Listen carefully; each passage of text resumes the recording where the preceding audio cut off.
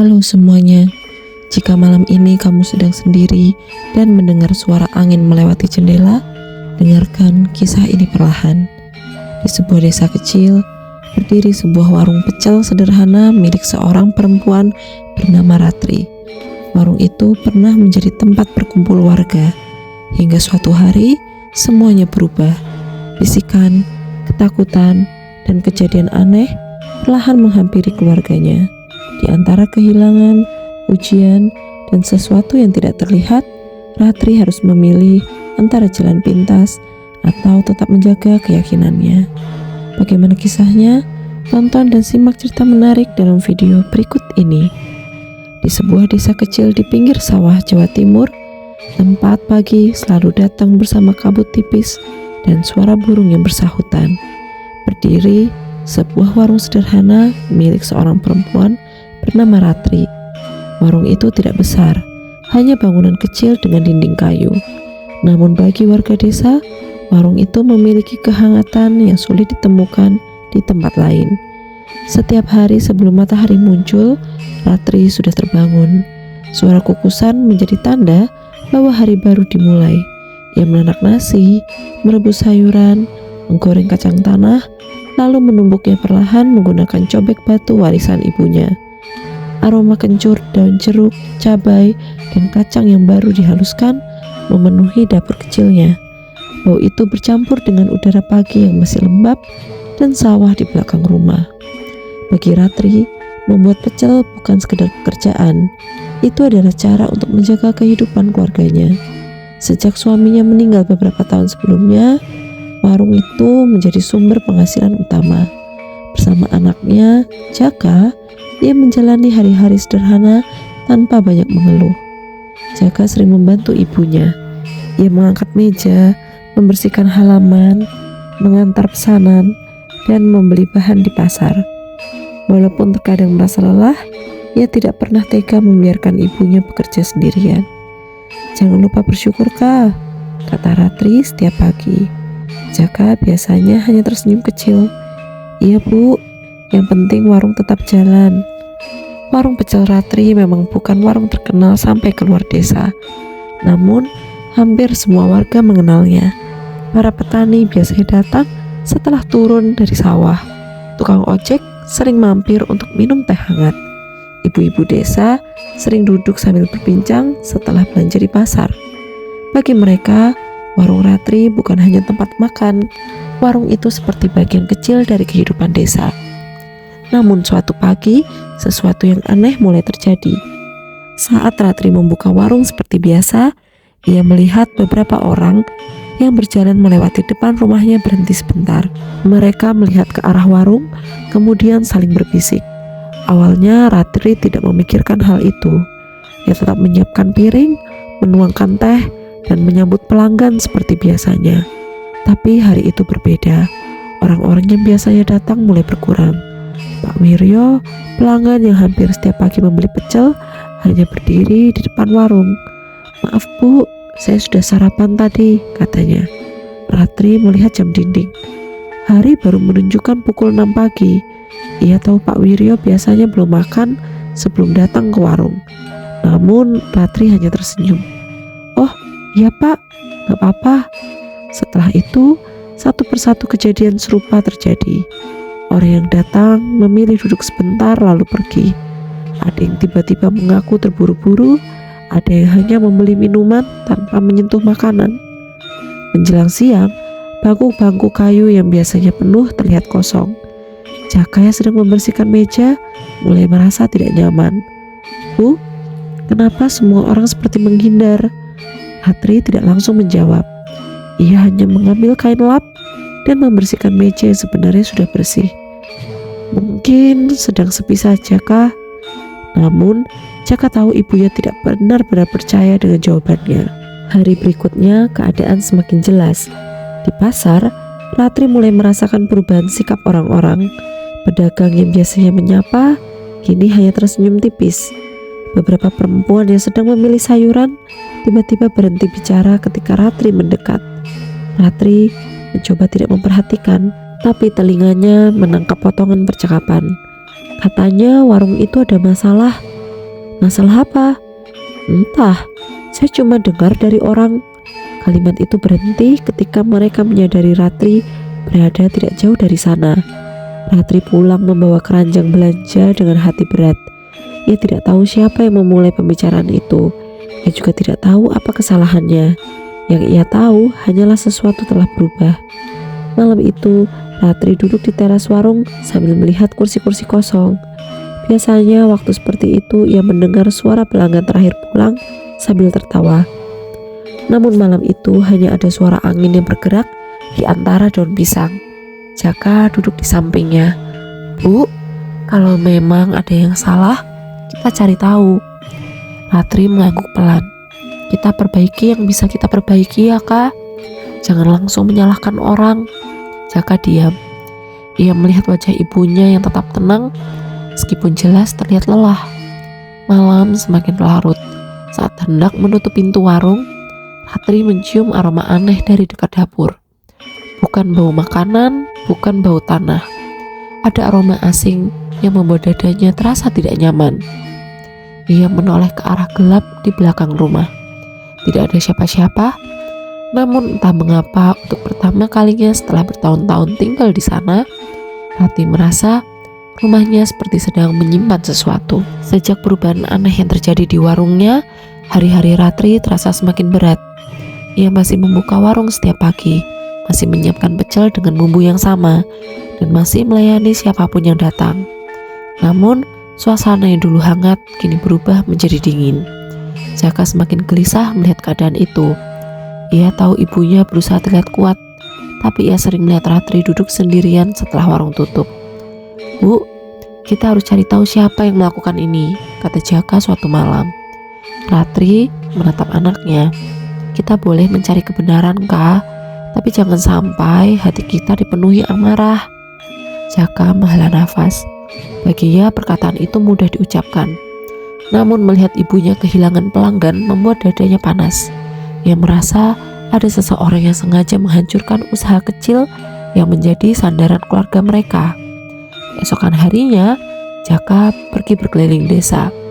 Ia mencoba mendengar kabar dari orang-orang tanpa menunjukkan bahwa ia sedang mencari jawaban. Dari warung kopi dekat pertigaan, ia mendengar beberapa pemuda membicarakan warung ibunya. Katanya pecel Ratri bikin orang sakit perut. Jaka langsung menoleh. Kapan ada yang sakit? Kedua pemuda itu terdiam. Salah satunya mengangkat bahu. Ya katanya begitu. Saya cuma dengar. Jaka mengepalkan tangan. Ia ingin membantah. Ia ingin bertanya siapa yang pertama menyebarkan cerita itu. Namun, ia mengingat ibunya yang selalu mengajarkan agar tidak bertindak hanya karena emosi. Ia pulang dengan perasaan kecewa. Saat tiba di rumah, ia melihat Ratri sedang mencuci cobek dan peralatan dapur lebih bersih dari biasanya. Bu, semua sudah bersih. Ratri tetap menggosok cobek batu itu. Ibu hanya ingin memastikan tidak ada yang salah dari masakan kita. Sejak hari itu, Ratri mulai memeriksa semuanya. Ia mengganti minyak goreng, membeli bahan dari pedagang berbeda, mencuci ulang seluruh peralatan dapur, bahkan ia mencoba membuat sambal dengan cara baru. Namun, hasil tetap sama. Orang-orang masih menjauh. Suatu sore, ketika Ratri sedang merapikan dapur belakang, ia menemukan sesuatu yang membuat langkahnya berhenti. Di dekat tumpukan kayu bakar, terdapat sebuah bungkusan kecil. Bungkusannya menggunakan kain gelap yang diikat kuat. Ratri memanggil Jaka. Kak, coba lihat ini. Jaka mengambilnya dengan rasa penasaran. Namun baru beberapa langkah ia berjalan, tangannya mulai terasa aneh. Kesemutan menjalar dari jari hingga pergelangan. Ia segera melepaskan bungkusan itu. Bu, wajah Jaka berubah. Aneh, tangan saya seperti kebas. Ratri segera mengambil sapu lidi dan mendorong bungkusan itu masuk ke ember kosong tanpa menyentuh langsung. Ia tidak tahu apa benda itu, tapi hatinya mengatakan bahwa benda itu bukan sesuatu yang biasa.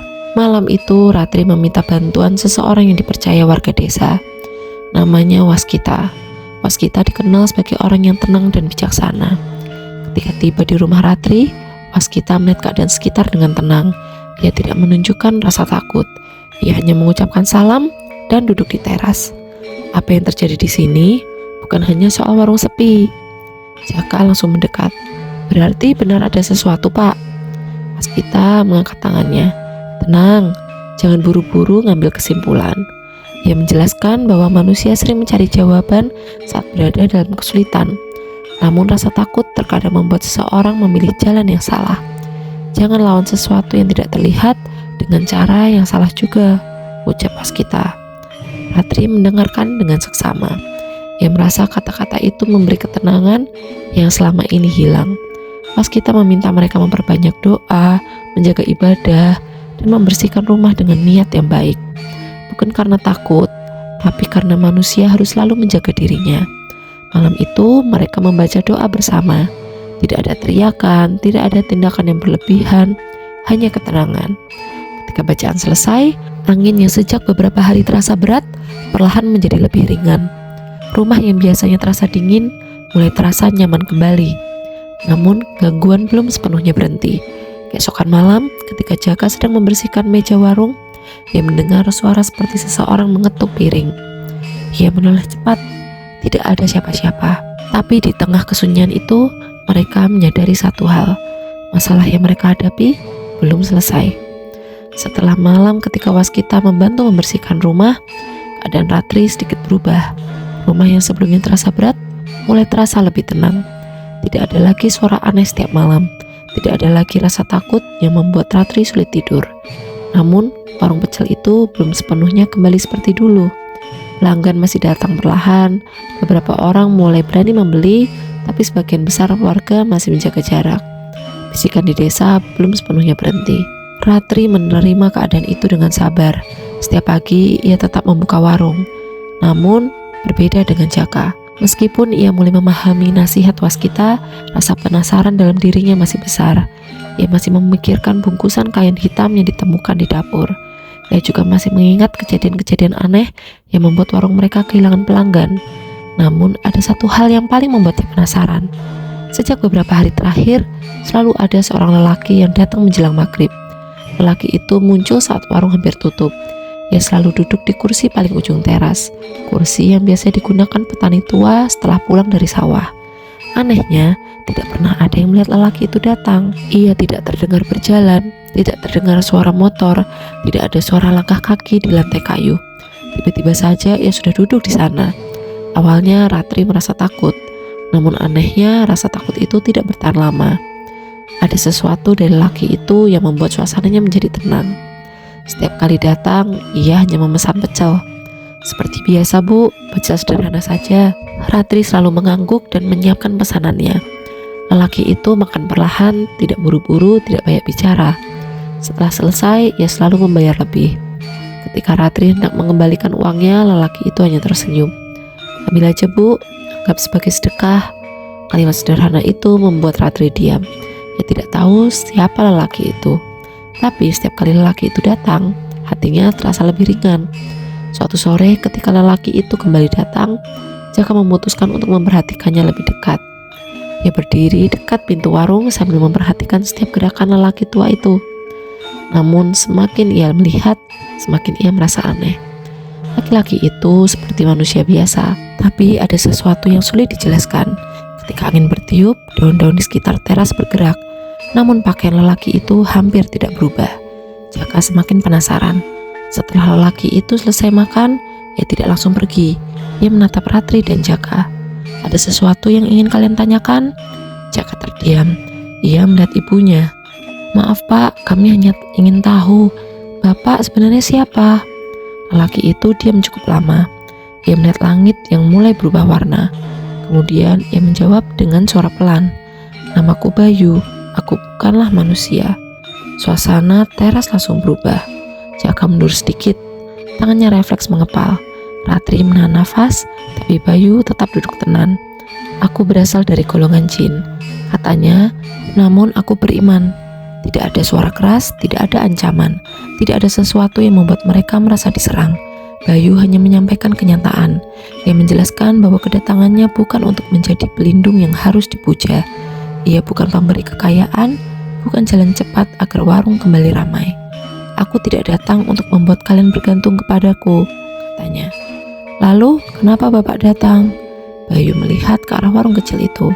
Karena ada manusia yang sedang diuji, dan kadang manusia yang sedang lemah mudah memilih pintu yang salah. Jaka menunduk.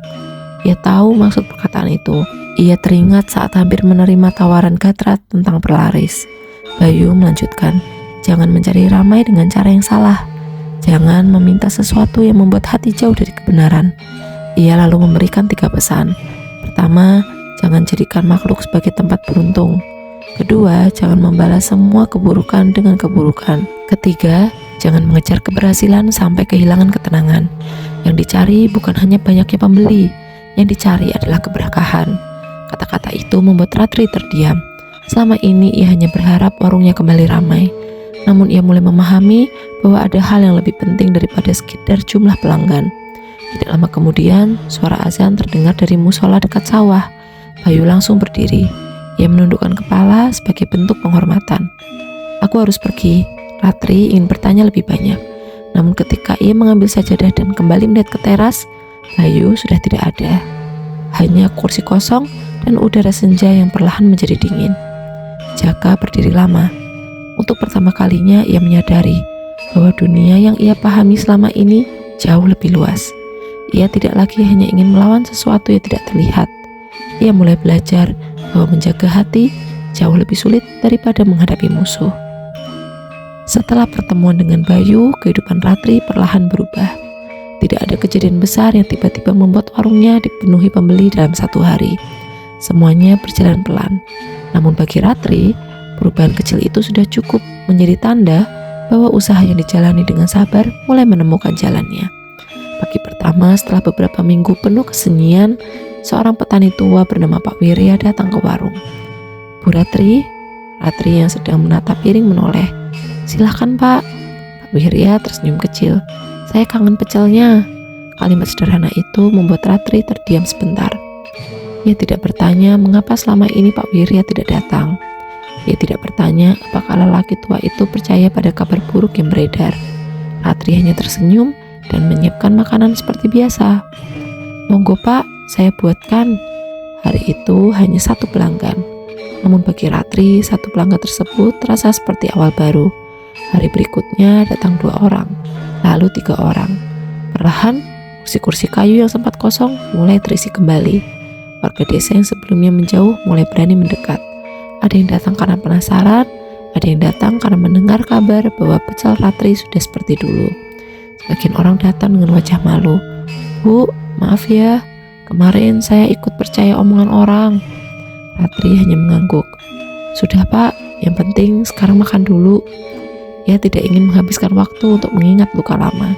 Namun bagi Jaka, semuanya belum selesai. Berbeda dengan ibunya yang memilih tenang, Jaka masih menyimpan rasa sakit. Ia masih ingat bagaimana orang-orang meninggalkan warung mereka. Ia masih ingat bahwa ibunya pulang dari pasar dengan wajah sedih, dan ia masih mengingat bagaimana banyak orang percaya pada kabar yang belum tentu ia dengar. Suatu siang ketika warung mulai ramai, seorang pelanggan berkata, "Bu, sekarang orang-orang bilang pecelnya kembali enak." "Kembali enak? Maksudnya dulu tidak enak?" Ada suaranya tinggi. Pelanggan itu diam. "Iya, maksud saya orang-orang dulu salah paham." Jaka menaruh gelas sedikit keras di meja. Ia ingin mengatakan banyak hal. Namun sebelum kata-kata itu keluar, Ratri menatapnya. Tatapan ibunya tidak marah, hanya penuh pesan. Jaka langsung diam. Sore harinya Ratri berbicara pada anaknya. "Kak, jangan biarkan masa lalu membuat hatimu berubah." Jaka menunduk. "Tapi mereka menyakiti ibu." Ratri mengangguk. "Ibu tahu."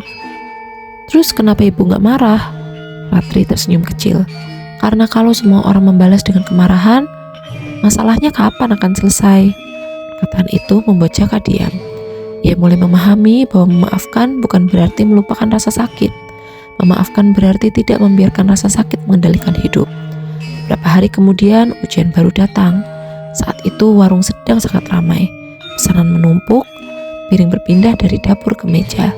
Di tengah kesibukan itu, seorang kakek tua datang.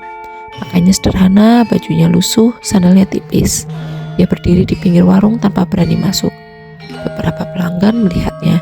Jangan-jangan mau minta uang. "Ah, kasih siang juga, tapi warung lagi ramai. Kakek itu akhirnya mendekati Ratri. Bu, maaf ganggu. Kalau boleh saya minta nasi sedikit saja. Saya belum makan sejak pagi. Jaka mendengar permintaan itu. Ia melihat keadaan warung yang penuh. Dalam pikirannya muncul berbagai kekhawatiran. Bagaimana kalau pelanggan lain nunggu lama? Bagaimana kalau makanan tidak cukup? Namun sebelum ia berkata apa-apa, Ratri sudah mengambil piring. Duduk dulu kek, Jaka menoleh. Bu, sekarang sedang ramai. Ratri tetap mengambil tas. Ramai bukan alasan untuk menutup pintu kebaikan. Ia membuatkan sepiring makanan sederhana. Tidak berlebihan, tidak membuat orang lain kekurangan. Namun cukup untuk membuat seseorang yang merasa lapar sangat dihargai. Kakek itu menerima piring dengan tangan gemetar. Terima kasih Bu. Matanya berkaca-kaca. Beberapa pelanggan yang melihat kejadian itu terdiam. Mereka tidak melihat sekedar makanan. Mereka melihat hati seseorang yang tetap baik meski pernah disakiti. Sejak hari itu, kabar tentang warung Ratri semakin membesar. Bukan hanya karena rasa pecelnya, tapi karena sikap pemiliknya. Namun di balik keadaannya semakin baik, masih ada seseorang yang menyimpan kegelisahan. Namanya Laras. Perempuan yang dulu sering berbicara tentang warung Ratri. Ia mulai merasa tidak tenang. Tidurnya terganggu. Pikirannya selalu dipenuhi rasa bersalah. Ia mulai menyadari bahwa keinginannya untuk membuat warung sendiri ramai justru membawa masalah besar. Hari-hari setelah warung Ratri kembali ramai berjalan dengan lebih tenang. Tidak ada lagi bisikan yang membuat warga menjauh. Tidak ada lagi kursi kosong yang tersisa seperti tanda kehilangan. Namun bagi Ratri, perubahan terbesar bukanlah jumlah pelanggan yang kembali datang.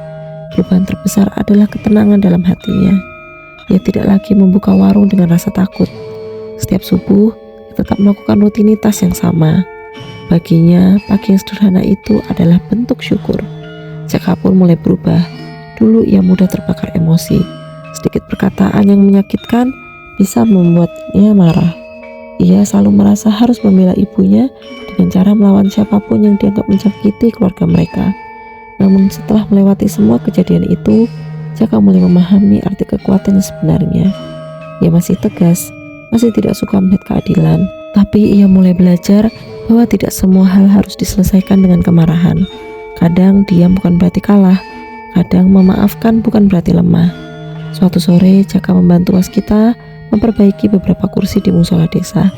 Waskita tersenyum melihat perubahan pemuda itu.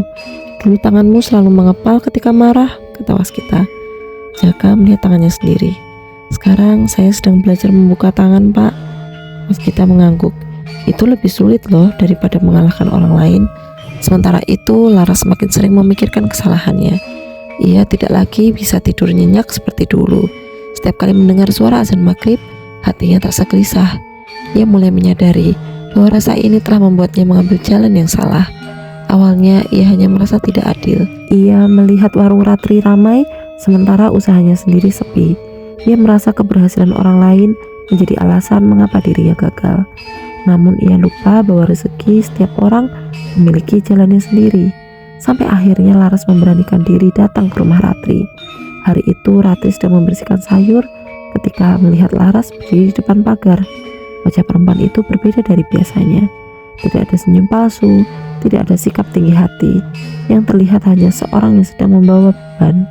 Ratri, ucap Laras pelan. Ada apa, Ras? Laras menunduk. Saya minta maaf. Suasana menjadi hening. Jaka yang berada di dalam rumah langsung keluar ketika mendengar suara itu. Dia masih teringat semua kejadian yang menimpa keluarganya. Namun Ratri memberikan isyarat agar Jaka tetap tenang. Laras menarik nafas. Saya yang membuat orang-orang mulai menjauh dari warung itu. Jaka langsung mengepalkan tangan, tapi ia menahan diri. Laras melanjutkan dengan suara gemetar. Saya iri. Saya ingin warung saya lebih ramai. Saya pikir kalau warung ibu sepi, orang-orang akan datang ke tempat saya. Ia berhenti sejenak. Saya meminta bantuan orang yang salah. Saya tidak menyangka akibatnya akan seperti ini. Jaka ingin mengatakan banyak hal. Ia ingin bertanya kepada Laras, kenapa tega melakukan semua ini. Namun ia teringat pesan Bayu, jangan menjadi gelap hanya karena pernah terkena gelap. Ratri memandang Laras cukup lama. Di dalam hatinya masih ada luka. Ia masih ingat bagaimana rasanya melihat pelanggan pergi satu persatu. Namun ia juga tahu bahwa menyimpan dendam nanti hanya akan membuat hidupnya terus terikat pada kejadian masa lalu. Aku tidak bisa bilang semuanya langsung hilang, kata Ratri. Tapi saya tidak ingin membenci kamu. Kalimat itu membuat Laras semakin menunduk. Ratri melanjutkan, yang penting sekarang kamu berhenti dari jalan itu.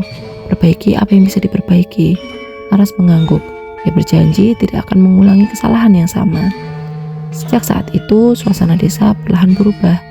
Tidak ada lagi persaingannya penuh iri. Warga mulai melihat bahwa keberhasilan seorang anak tidak mengurangi kesempatan orang lain. Warung Ratri tetap berjalan seperti biasa. Ia menjadi tempat yang luar biasa besar. Tidak berubah menjadi usaha besar dengan banyak orang. Tapi cukup. Suatu hari selalu ada pembeli. Selalu ada makanan yang habis. Selalu ada rezeki yang datang sesuai kebutuhan. Suatu sore menjelang maghrib, ketika langit mulai berubah warna, Bayu datang untuk terakhir kalinya. Ia duduk di kursi ujung teras seperti biasa. Ratri sudah mengetahui bahwa kedatangannya bukan untuk membuat kejadian baru. Bayu hanya tersenyum. Aku datang untuk pamit. Jaka menatapnya. Apakah semua sudah selesai? Bayu melihat warung sederhana itu. Yang selesai bukan masalahnya saja. Yang selesai adalah pelajaran yang harus kalian pahami. Ia berdiri perlahan. Aku tidak datang untuk membuat kalian kaya. Aku tidak datang untuk menjadi tempat meminta. Aku hanya ingin mengingatkan agar kalian tidak salah memilih jalan. Suara azan mulai terdengar.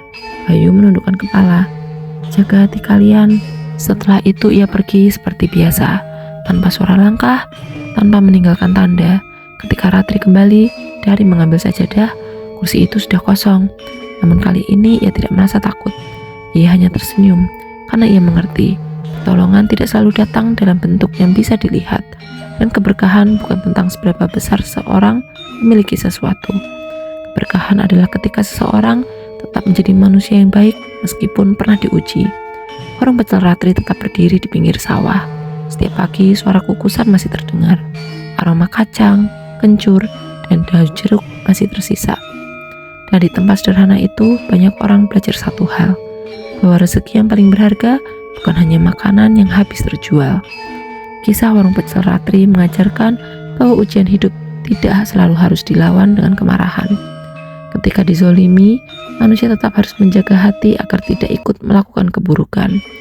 Rezeki yang baik bukan hanya tentang banyaknya harta atau ramainya usaha, tapi tentang keberkahan, ketenangan, dan cara mendapatkannya dengan benar. Terima kasih.